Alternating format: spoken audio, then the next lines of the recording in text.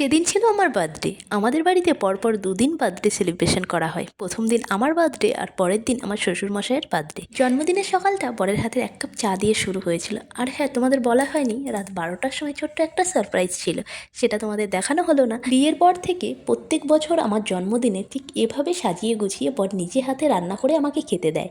এবছরও ঠিক একইভাবে আমার পছন্দের রান্নাগুলো করেছিল। মাঝে মধ্যেই রান্না করে খাওয়ায়, রান্নার হাত বেশ ভালো।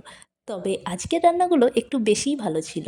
তারপর রাতে ছোট্ট করে কেক কেটে বার্থডে সেলিব্রেশন করেছিলাম। তোমাদের আগেই বললাম আমার বার্থডের পরের দিনই আমার শ্বশুরমশাইয়ের বার্থডে।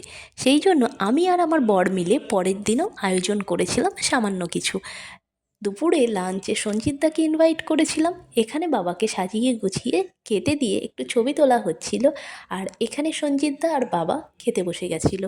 বাবা যেহেতু ক্রিম কেক পছন্দ করে না, সেই জন্য বাবার জন্য এই কেকটা আনা হয়েছিল। আমাদের তরফ থেকে ছোট্ট একটা গিফট ছিল, যেটা বাবার একটা পছন্দের ছবি আমার জন্য গিফট এনেছিল, সেটা আর তোমাদের দেখানো হলো না।